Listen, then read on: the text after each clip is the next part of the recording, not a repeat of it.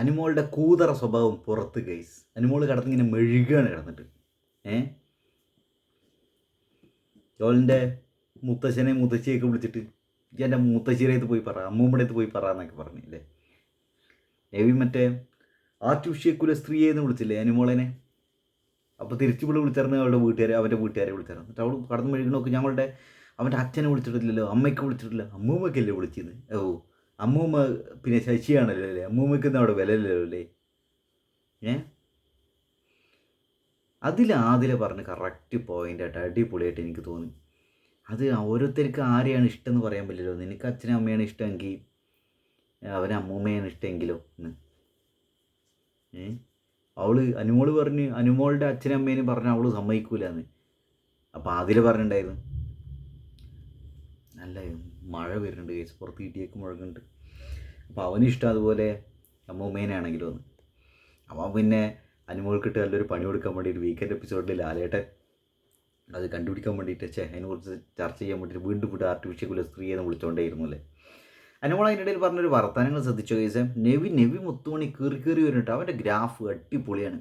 നല്ല ഗെയിമറായിട്ട് നെവിന് തോന്നുന്നുണ്ട്. നെവിൻ സൂപ്പർ. ലാലേട്ടൻ എന്നെ ഇവിടുന്ന് തല്ലി പുറത്താക്കിയാലും കുഴപ്പമില്ല, എന്നാലും ഞാൻ വിളിക്കും എന്നുള്ള ലെവലിലാണ് വിളിക്കുന്നത്.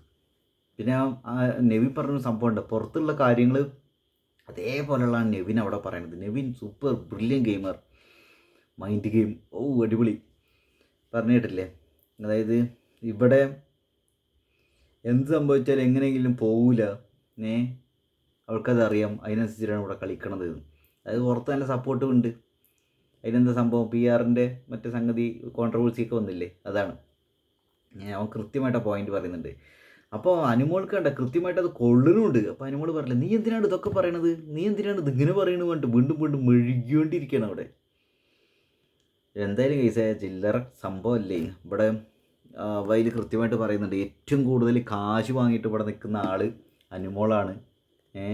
അത് നെവിനോടെ പറയുന്നത്. ആ നെവിൻ്റെ ധൈര്യം ഒന്ന് സമ്മതിച്ചു നോക്കി. PR-ൻ്റെ കാര്യം എടുത്തിട്ട്, PR-ൻ്റെ കാര്യം അത് പിന്നെ എടുത്തിട്ടു.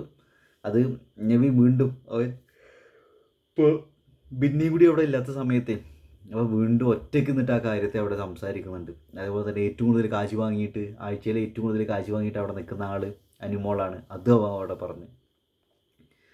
അതുപോലെ അനുമോളുടെ ഒരു എന്താ പറയുക, അനുമോളെ എക്സ്പോസ് ചെയ്യിപ്പിക്കാൻ അവൻ ശ്രമിച്ചുകൊണ്ടിരിക്കുന്നുണ്ട്. ഇപ്പോൾ അവൻ്റെ അമ്മൂമ്മയ്ക്ക് വിളിച്ചല്ലോ, അവൾ പറഞ്ഞല്ലോ വീട്ടുകാരെയൊന്നും വിളിക്കാൻ പാടില്ല എന്ന് ഷാനവാസിനോടും എല്ലാവരോടുമായിട്ട്, കൂടുതലും ഷാനവാസിനോട് ആര് പറഞ്ഞിട്ടുണ്ടായിരുന്നു, വീക്കെൻഡ് എപ്പിസോഡിൽ ലാലേട്ടൻ വീണ്ടും പറഞ്ഞിട്ടുണ്ടായിരുന്നു. കഴിഞ്ഞ വീക്കെൻഡ് എപ്പിസോഡിൽ പറഞ്ഞു. എന്നിട്ട് അനുമോൾ അവൻ്റെ അമ്മൂമ്മേനെ വിളിച്ച്, വീട്ടുകാരെ വിളിച്ച് അല്ലേ. അവൻ വീണ്ടും അവളെ കൊണ്ട് അത് വിളിപ്പിക്കാൻ വേണ്ടിയിട്ട് വീണ്ടും അവളെ പ്രൊവോക്ക് ചെയ്യുകയും ചെയ്തു. ആ പ്രൊവോക്കിങ്ങിൽ അനുമോൾ വീഴുകയും ചെയ്തു. വീണ്ടും പറയില്ലേ. അതിലാ നൂറയൊക്കെ പറഞ്ഞു കേട്ടോ, നീ ഒരിക്കലും അങ്ങനെയല്ല പറയേണ്ടത്, നിന്നെ ആർട്ടിഫിഷ്യൽ കുലസ്ത്രീ എന്ന് വിളിച്ചിട്ട് നീ ആർട്ടിഫിഷ്യൽ കുലപുരുഷ എന്ന് തിരിച്ച് വിളിച്ചാൽ മതിയെന്ന്. അപ്പോൾ അവൾക്കത് ആ ബുദ്ധി കയറിയില്ല. അവൾ തന്നെ ഒരു കുഴി കുഴിച്ച് വീണ്, അല്ലെങ്കിൽ നെവിനൊരു കുഴി കുഴിച്ചായിരുന്നു, അതിൽ പോയിട്ട് വീണ്.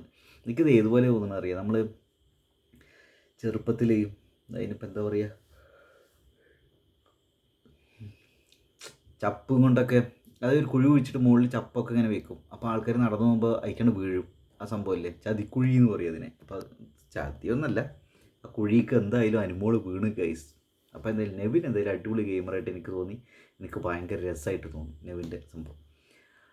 അപ്പോൾ നിങ്ങളുടെ അഭിപ്രായങ്ങളൊന്ന് കമൻറ്റ് ചെയ്യട്ടോ. ആദ്യമായിട്ടാണ് ചാനലാണ് സബ്സ്ക്രൈബ് ചെയ്യുക ഗൈസ്.